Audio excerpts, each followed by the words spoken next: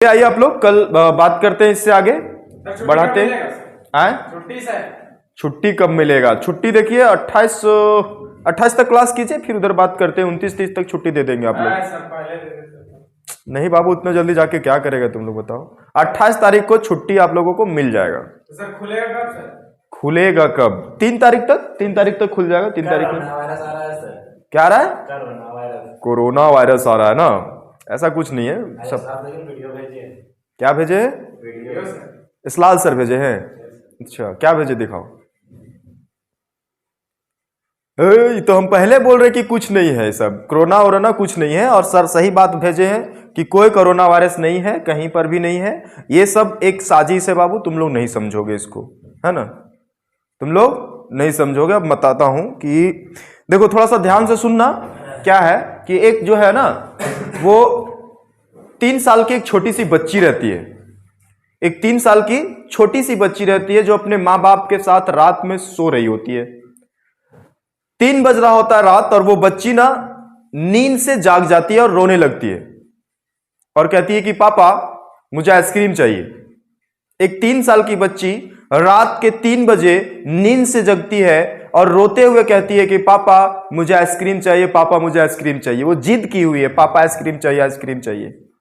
अब सोचो कि 3 बजे रात में उसके पापा उसको आइसक्रीम नहीं दिला सकते थे, इसलिए उसके पापा ने एक गेम किया। उसके पापा बोलते हैं अपनी पत्नी से, मतलब कि उस बच्ची की मां से, कि लाइट आप ऑफ करो और हम मोबाइल से कुत्ता भौंकने का आवाज को प्ले करते हैं।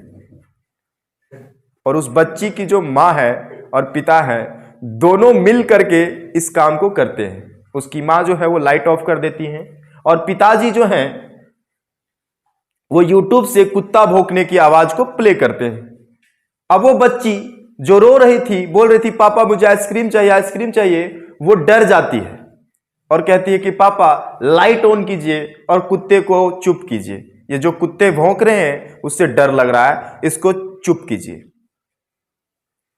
अब वो आइसक्रीम का जिद नहीं कर रही है, वो अब मम्मी पापा को कह रही है कि आप लाइट ऑन करो और कुत्तों को चुप करो जो भौंक रहे हैं, जिससे हमको बहुत ज्यादा डर लग रहा है।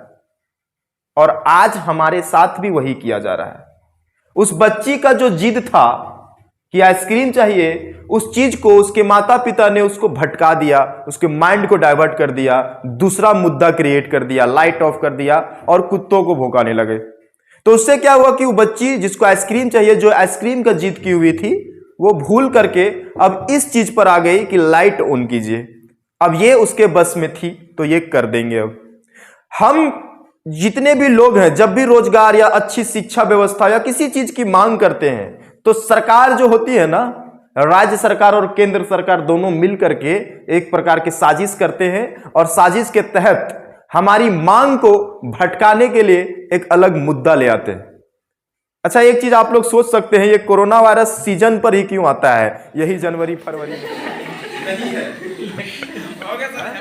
जैसे गांव में शादियां जो होती है उसके लिए एक लगन होता है, तय किया जाता है किसी टाइम में, ऐसा कुछ है क्या? तो ये केवल एक साजिश है। मेरे अनुसार मैं मानता हूं कि ये क्या है? एक साजिश है, सरकार की साजिश है। और सरकार के इस साजिश में हम सब पीस रहे हैं और कुछ भी नहीं है। इसलिए कोरोना वायरस की बातों को आप लोग इतनी गहराई से मत लो। ऐसे सरकार के हाथ में सत्ता है, सरकार के हाथ में सब कुछ है, तो वो जब चाहेंगे कर सकते हैं। फिजूल में भी लॉकडाउन लगा सकते हैं, परेशान कर सकते हैं। सरकार को इसमें कोई दिक्कत नहीं है, दिक्कत हम सबों की है। इसलिए अभी इस बारे में कोई भी र्यूमर आप लोग ऐसे मत उड़ाओ क्लास में, या किसी भी इधर उधर से इस तरह का र्यूमर मत उड़ाओ। इसमें क्या होता है ना, बहुत ज्यादा इशू होती है। इसलिए क्लास आप लोगों को बंद भी होगा, खुलेगा भी। एग्जाम की तैयारी कीजिए, इन सब फिजूल बातों पर ध्यान ना दीजिए।